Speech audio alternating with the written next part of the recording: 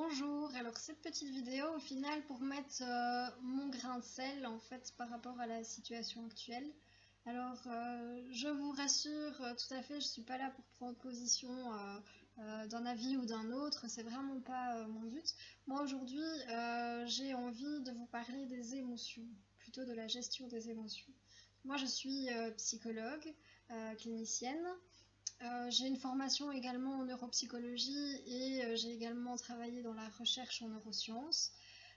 Et si aujourd'hui je vous parle à visage caché, c'est pas parce que ben, voilà, je suis pas ce que je disais ou prétends être, c'est parce que justement j'ai bien conscience en fait des mécanismes émotionnels qui rentrent en ligne de compte à l'heure actuelle et que notamment quand ben, on a très peur, on va vite se sentir agressé parce que les autres pourraient dire qu'ils ne correspondent pas à nos systèmes de valeurs ou à nos systèmes de croyances.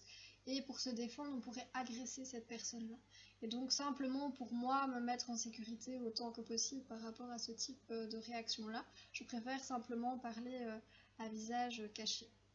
Par rapport aux émotions que j'aimerais aborder avec vous aujourd'hui et aux sentiments, donc il y a 3 points que j'aimerais aborder avec vous. Donc il y a la peur, la colère et alors le sentiment de culpabilité. Donc, qui pour moi sont principalement les 3 éléments que l'on retrouve vraiment dans le contexte actuel.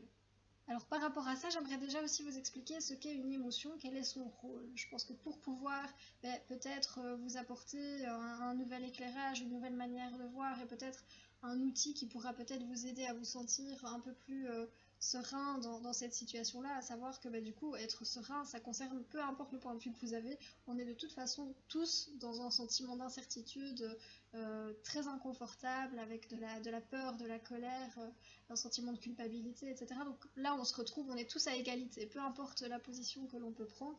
Donc justement, je trouve ça intéressant d'être neutre et au contraire de nous trouver des points communs par rapport à ça.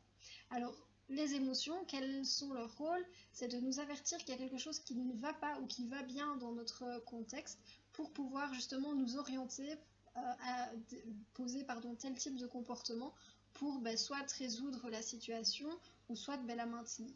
Voilà. Alors, on va normalement théoriquement reprendre 6 types d'émotions. Moi, je vais ici m'intéresser principalement à 5. Donc, à savoir la joie, la colère, la peur, la tristesse et le dégoût. Alors, je vais vous expliquer un peu la fonction de chacune de ces émotions-là. Donc d'abord il y a la joie. Donc la joie, elle nous permet simplement de savoir que on est dans la bonne ligne de conduite. Là, tout va bien. Donc il faut maintenir le cap surtout. Donc ça c'est important. Et donc elle est en train de nous dire que là les éléments sont positifs pour participer à notre bien-être, que ce soit physique ou psychologique. Voilà. Alors ensuite donc la colère, elle va nous permettre de défendre nos besoins. Donc, quand on va avoir un besoin, on a l'impression que l'autre ou la situation ne respecte pas ce besoin. Cette colère va permettre d'aller libérer de l'énergie qui va nous permettre de nous battre pour pouvoir obtenir gain de cause, j'ai envie de dire, ou pour pouvoir mettre en avant ses besoins, pour pouvoir défendre ses besoins. Alors ça libère une énergie considérable. J'imagine que vous avez déjà tous en tête des gens qui en effet ont pu tout casser sous le coup de la colère. Donc ça c'est vraiment en effet énorme, ça peut vraiment être très très violent. Alors nous avons ensuite la tristesse. Alors la tristesse, moi je l'associe à l'attachement. Donc si vous voulez, donc on est des êtres interdépendants, on a besoin des autres pour vivre, et donc il fallait une émotion qui nous permette de maintenir ce lien-là. Alors la tristesse, en fait, à contrario, elle va apparaître quand ce lien se rompt. Donc la tristesse est quelque chose de très douloureux, et donc on veut l'éviter, donc a priori on va tout faire pour essayer de rester en lien. Puis cette tristesse va permettre aussi de signaler aux autres que l'on ne va pas bien, pour qu'ils puissent venir à notre aide, pour qu'ils puissent venir nous porter des soins, etc. Alors nous avons le dégoût. Alors le dégoût, c'est simplement pour s'éloigner des situations que notre cerveau va estimer être nocives ou toxiques pour nous. Voilà, donc ça peut être une situation, ça peut être une personne, ça peut être un objet, ça peut être un aliment, et donc le réflexe va être de prendre distance, de fuir ça, d'éloigner ça de soi. Alors nous avons ensuite la peur, donc qui va nous intéresser particulièrement aujourd'hui. Donc cette peur, ce réflexe physiologique que nous avons de peur, c'est quand une situation est estimée être dangereuse. alors là, à ce moment-là, notre cerveau va nous permettre à nouveau de venir mettre à profit toute une série de ressources de notre corps pour pouvoir se sortir de cette situation dangereuse. Alors soit on fuit, pardon, soit on se défend, on se bat pour au final se défendre. Bon, il y a le freezing qui au final est une réaction de paralysie, mais qui elle est contre-productive, bien entendu, sauf peut-être chez les opossums qui font semblant d'être morts. Je ne sais pas si ça nous vient de là ou si c'est au final notre système qui est tellement pris par l'émotion que ça nous fait faire ça, mais bon, en tout cas, voilà. Donc, les émotions sont là pour nous informer que la situation ne convient pas et donc pour nous aider aussi à mettre les bons comportements en place pour changer cette situation-là. Alors ici, à l'heure actuelle, j'estime que les émotions que nous éprouvons principalement, qui sont vraiment présentes pour moi de manière très très importante, sont inadaptées. La quantité de peur, de culpabilité, qui est plutôt un sentiment, et de colère sont vraiment inadaptées. Alors, quand je dis inadaptées, je ne veux pas dire par là qu'il n'y a pas de raison d'avoir peur ou qu'il n'y a pas de raison d'être en colère. Je veux dire par là que ça prend une place tellement importante que ça nous empêche de vivre et donc en fait ça vient contrer son effet bénéfique de base qui est de nous aider à nous retrouver dans une situation qui est meilleure et finalement de vivre tout le temps dans cette peur. Au contraire, ça va être néfaste pour nous, mais ça va être aussi néfaste pour les liens sociaux. Or, comme je l'ai dit précédemment, on a besoin d'être en relation sociale. C'est ça qui va aussi créer un climat de sécurité. Et quand on a un clivage comme ça entre deux groupes de personnes, c'est insécurisant, parce qu'à partir du moment où on a le sentiment qu'il y a des gens qui nous veulent du mal, on ne peut pas se sentir en sécurité. Et qu'est-ce qui va se faire? C'est qu'au final, on va, pour se défendre, peut-être venir attaquer cet autre groupe. Cet autre groupe, lui, va se sentir agressé, donc qu'est-ce qu'il va faire? Il va attaquer. Et ça peut être vraiment une escalade. Donc c'est vraiment pour moi une catastrophe. Et il faut absolument qu'on arrête cet engrenage négatif pour la santé de tous. Vraiment, pour la santé, pour notre santé à nous, pour la santé des autres. Voilà. Pour moi, ça me semble très important. Surtout en fait que ce sentiment ici, donc par rapport à la peur, est, comment dire, en fait c'est tout à fait subjectif, un sentiment de peur. Vous allez avoir quelqu'un qui va avoir peur de parler en public, il n'est pas en danger.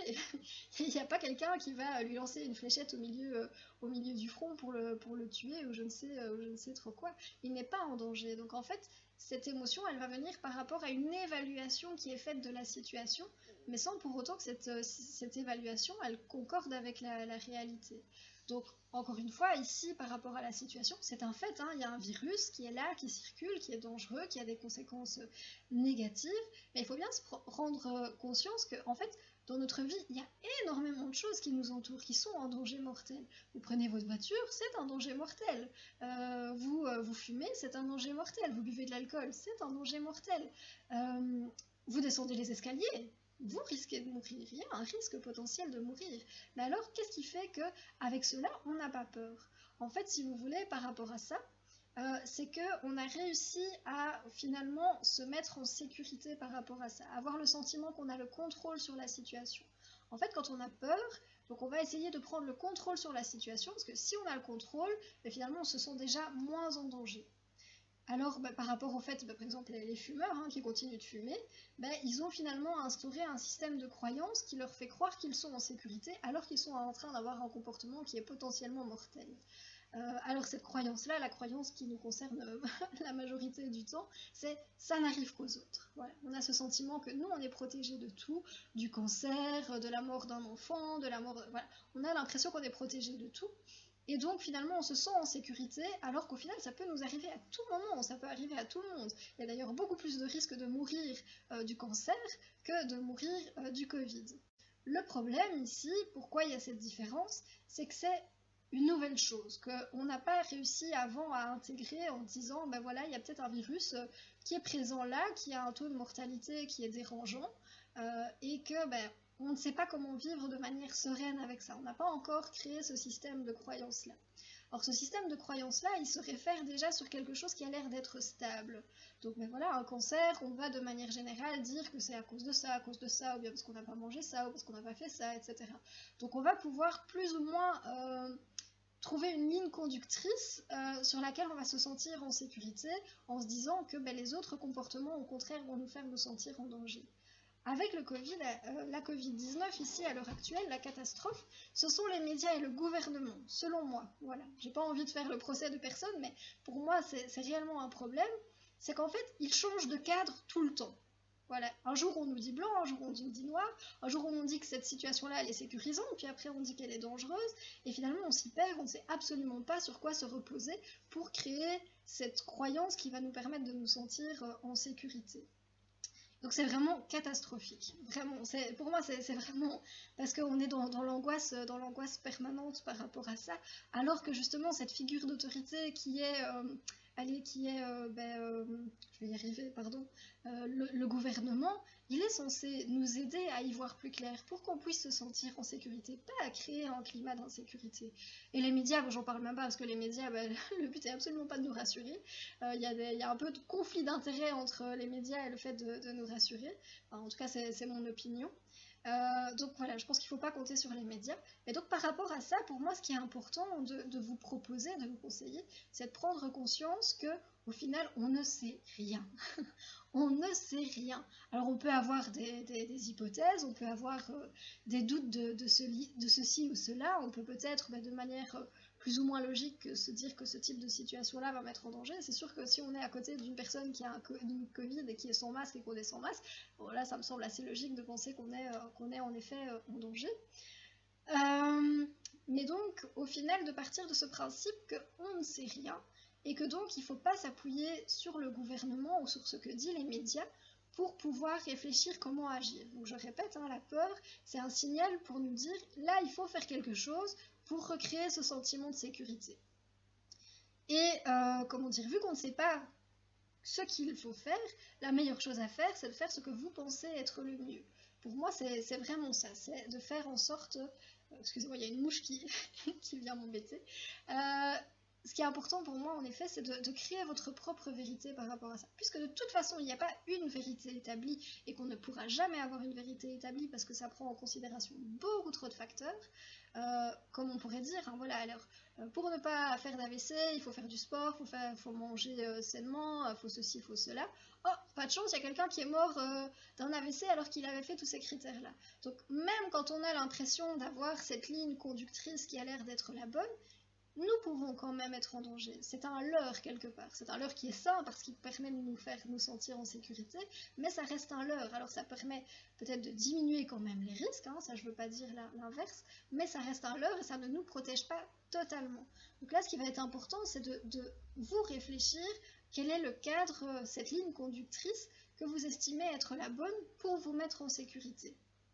Pour moi, ça c'est important. Donc de pouvoir, encore une fois, vous faire votre propre opinion. Alors, le souci ici, c'est que chacun va se faire une ligne conductrice qui va être différente. Il y a des gens, ça va être pour se sentir en sécurité, ils vont avoir besoin de porter le masque, ils vont avoir besoin de voir les gens autour d'eux qui portent le masque.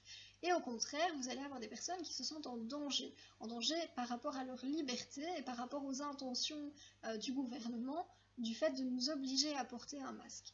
Et donc, finalement, quand on ne contrôle rien, une chose quelque part, entre guillemets, d'avoir un sentiment de contrôle, c'est de mettre une personne responsable, de rendre une personne coupable de la problématique, parce que ça nous permet de nous dire, s'il y a une personne qui est responsable, si au final cette personne responsable, on la neutralise, on va pouvoir régler le problème. Et ici, c'est ce qui se passe avec ces avis qui divergent. Au final, on va être en colère contre l'autre, donc là j'arrive sur le point de la colère, on va être en colère contre les personnes qui ont une opinion différente, on va les mettre responsables du mal qui nous arrive, et c'est tout à fait malsain. Et c'est important en fait de comprendre que, pour moi c'est vraiment essentiel, de partir du principe que les gens ne nous veulent pas du mal. C'est très très très rare les gens qui nous veulent du mal. Et donc quand quelqu'un va fonctionner d'une manière tout à fait opposée à vos croyances, il ne fait pas ça pour vous faire du mal, il n'est pas en train de vous poignarder, d'ailleurs dans les faits, il n'est pas en train de vous mettre en danger réellement. Probablement que s'il avait un couteau à la main, il ne vous mettrait pas en danger. Là, il n'a pas un couteau à la main, il a un masque. La question est, est-ce que je le mets ou est-ce que je ne le mets pas, que je le mette ou que je ne le mets pas, directement, il n'est pas en train, à l'instant T, de vous mettre en danger de mort. C'est avec, encore une fois, cette pensée, on va venir anticiper de manière anxieuse ce qui pourrait se passer, les conséquences qu'il pourrait y avoir par rapport à ce comportement-là, qui nous font avoir peur. Mais dans l'instant T, il n'y a pas de raison d'avoir peur. Donc, je vous parlais tout à l'heure de la peur du fait qu'au final, qui vient de notre appréciation de la situation. Le souci aussi chez nous, les êtres humains, c'est que nous avons une capacité de projection. Nous pouvons retourner dans le passé, nous pouvons nous projeter dans l'avenir et ne pas forcément être dans l'instant T. Un animal, il a peur que quand il est réellement en danger. Là maintenant, un lapin, il va fuir parce qu'il y a le renard qui est là. Il n'est pas en train, dans son terrier, en train d'imaginer que le renard est peut-être déjà en train d'approcher, que peut-être que s'il sort par là, il va se faire attraper, s'il sort pas... Enfin, voilà, l'animal, il ne se pose pas toutes ces questions-là. Nous, bien, malheureusement, dans un sens, c'est positif parce que ça nous permet quand même d'anticiper des situations plus complexes qui pourraient finalement être néfastes pour nous. Mais ce qui est négatif, c'est que, encore une fois, c'est censé, à partir du moment où on a pris la décision par rapport aux choses que l'on pouvait contrôler et par rapport aux choses que l'on connaît, l'idée est de, après, passer à autre chose. Or, malheureusement, c'est pas ce qui se passe. On continue à ruminer et à passer toutes ces choses en tête qui viennent créer encore plus de peur, encore plus de colère, etc. Et donc, voilà, pour moi, c'est vraiment négatif tout ça. Et, comment dire, je réfléchis où j'en étais par rapport à ça. Donc, les gens ne sont pas là pour nous faire du mal, c'est nous qui nous projetons au final ce danger potentiel qui n'est pas réel. Et là, c'est aussi important de se rendre compte que quelqu'un va avoir encore une fois le sentiment de mettre en danger quelqu'un s'il fait ça et de ne pas le mettre en danger s'il fait ça. Je donne toujours l'exemple de la limitation de vitesse. Pour moi, la limitation de vitesse est quelque chose de très important parce que c'est vrai que dans la majorité des cas, j'ai pas de chiffres à vous donner, mais je le sais très bien que dans un grand nombre de cas, dans une grande proportion, la cause d'un accident ou d'un accident grave plutôt, j'ai envie de dire, est l'excès de vitesse. Donc pour moi, c'est un comportement qui est potentiellement dangereux et qui donc doit être a priori évité. Malheureusement, vous allez avoir des gens qui vont rouler comme des cinglés. Alors oui, dans un premier temps, ça me met en colère parce que j'ai l'impression en effet que cette personne, elle me veut du mal. Et donc, voilà, cette colère va me permettre peut-être de changer la situation. Puis finalement, je me rends compte que j'ai pas de contrôle sur la situation. Je vais pas suivre la voiture super vite pour aller après menacer le gars avec un couteau en disant si tu recommences, parce que déjà je pourrais pas le surveiller. Enfin, c'est simplement pas possible. Donc là, il faut que je fasse quelque chose avec cette colère. Et là, ce que je décide de faire, moi personnellement, c'est de me dire, si cette personne-là, elle fait ça, c'est parce qu'elle estime que ça n'est pas dangereux. Sinon, elle ne le ferait pas. Parce que c'est la première concernée au final. Elle se donne pas ce mal-là pour moi. Hein, donc elle le fait pour. Elle estime que c'est pas dangereux. C'est son droit et c'est selon son système de croyance, cette personne, elle ne fait pas mal. Je suis sûre qu'il y a plein de comportements que moi j'ai où j'estime ne pas du tout mettre l'autre en insécurité, et alors que je le fais, mais c'est encore une fois pas volontaire. Et je pense aussi que ça c'est important de bien comprendre qu'il y a une différence entre peut-être faire du mal alors qu'on pense bien faire et faire du mal parce qu'on a la volonté de nuire.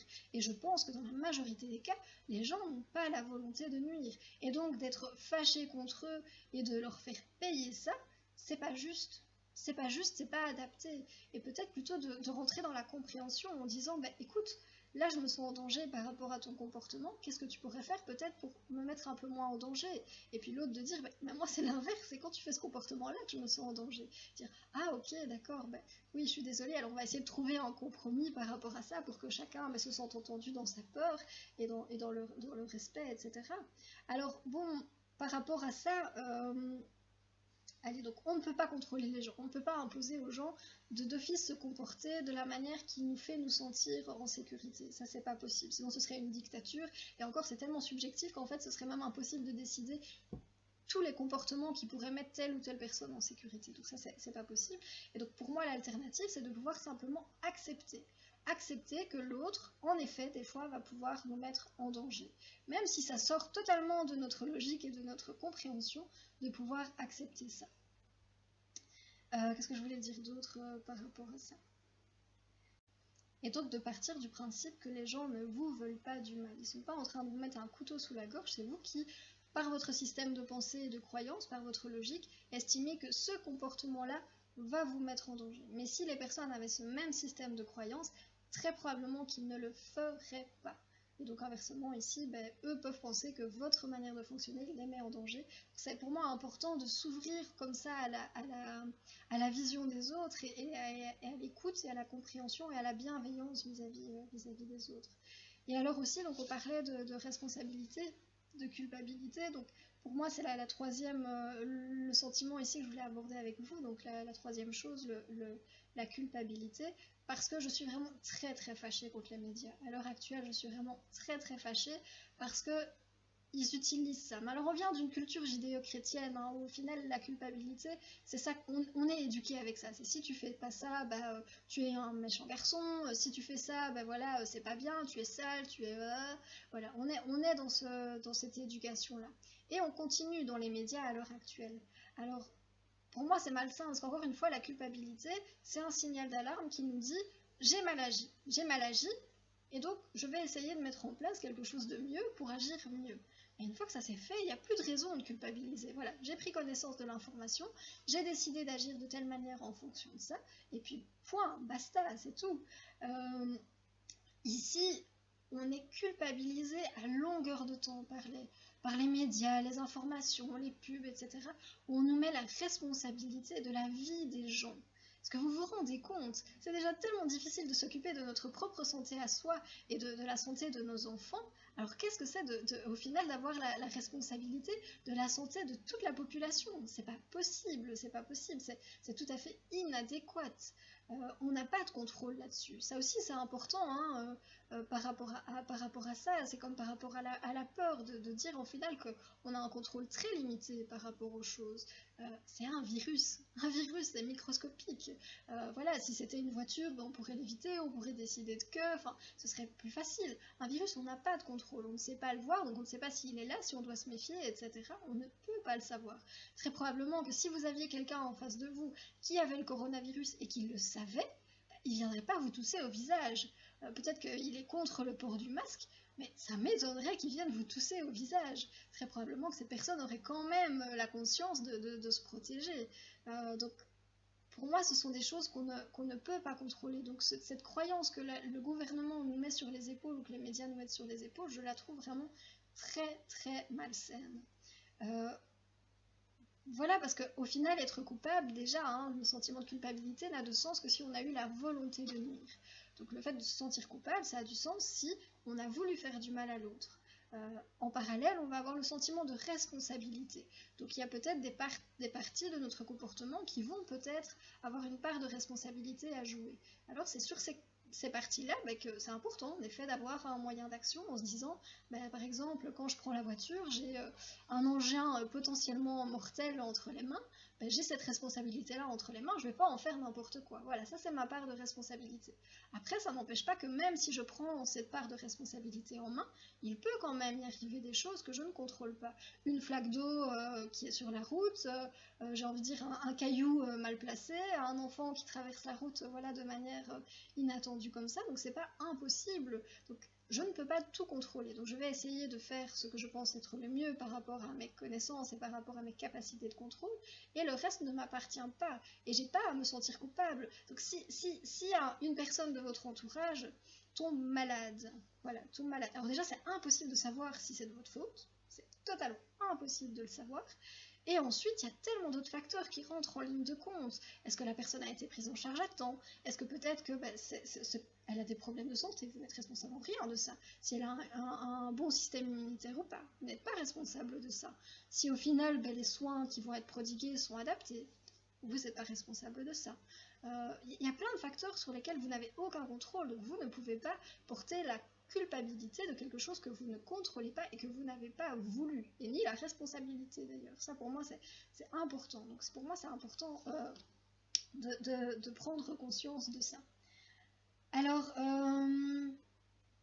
ce que je voulais dire aussi, c'est qu'en fait, en prenant la responsabilité de la santé des autres, alors encore une fois avec votre manque de contrôle, c'est déjà utopique, mais en plus de ça, c'est infantiliser la personne. Quand vous avez donc nos aînés donc, qui ont vécu depuis bien longtemps, bien plus longtemps que nous quand même, qui sont quand même assez rodés sur comment en prendre soin d'eux, puisque c'est même eux qui nous ont appris à comment prendre soin de nous, c'est pas à nous de penser à leur santé. Alors c'est sûr que c'est important de pas pour autant avoir des gestes inconscients, mais encore une fois, comme on ne contrôle quasiment rien, on ne peut pas savoir ce qui est réellement inconscient ou pas. Donc encore une fois, d'agir en fonction de ce qui nous semble avoir du sens et de ne pas reprocher aux autres s'ils n'agissent pas dans ce sens-là, parce que peut-être que les mêmes choses n'ont pas forcément du sens pour eux ou pas. Donc voilà, d'agir en fonction de ce qui semble avoir du sens pour nous, et puis de laisser la responsabilité de leur santé aux personnes concernées. S'ils se sentent à risque, c'est à eux de se protéger. On ne peut pas tous s'empêcher de vivre pour ne mettre personne en danger. Si vous avez au final une personne qui a peur d'avoir un accident de voiture, on ne peut pas s'empêcher tous de rouler pour au final la protéger de ce risque potentiel. Soit elle ne prend pas la voiture, soit au final elle laisse conduire quelqu'un d'autre, enfin peu importe la situation, je pense que vous avez compris là. Mais donc il ne faut pas infantiliser les gens, c'est de leur responsabilité de faire ce qu'ils peuvent pour protéger leur santé et voilà. Donc alors par rapport à tout ça, si j'ai envie de dire un peu envie de faire un résumé de tout ça, c'est de dire encore une fois, il n'existe pas une réalité. Donc à partir de ce moment-là, la meilleure chose que vous puissiez faire, c'est d'agir en fonction de ce que vous pensez être les bonnes choses à faire, en se rendant compte que, encore une fois, c'est une appréciation et que peut-être que ça n'est pas vrai, que ça n'est pas vraiment la bonne chose à faire, mais ce qui importe au final, c'est que vous fassiez ce qui pour vous est le plus important de faire et de respecter que les autres en fait sont sur la même ligne de conduite, même si leur comportement ne vous parle pas et ont le sentiment d'être et que vous avez le sentiment que c'est au contraire tout à l'opposé, de partir de ce sentiment qu'au final les gens sont dans le même état d'esprit et qu'ils ont aussi envie de ne mettre en danger personne et surtout pas eux, et donc s'ils agissent comme ça c'est qu'il y a une raison, et que donc j'invite les gens à essayer plutôt que de se battre pour que les gens changent et adhèrent à leur avis, plutôt d'essayer de comprendre la vie de l'autre et de dire mais waouh, en fait toi aussi t'as peur, toi aussi t'es tétanisé par rapport à ça, et de peut-être pouvoir avec bienveillance accueillir ça et de pouvoir comprendre l'autre, parce que plus au final vous allez agresser l'autre parce qu'il n'agit pas comme vous estimez qu'il devrait agir, plus il risque en retour de vous agresser. Et s'il vous agresse alors que vous êtes senti légitime de l'agresser, vous allez vous sentir légitime de vous plaindre, vous allez à nouveau vous sentir légitime de l'agresser lui. Et puis au final, on est encore une fois dans une escalade. Tandis que si on se dit, au final, il ne m'agresse pas dans cette manière d'agir, il agit simplement par rapport à ses valeurs à lui, qui sont probablement motivées par le fait de me mettre en sécurité, et bien je ne comprends absolument pas cette logique-là.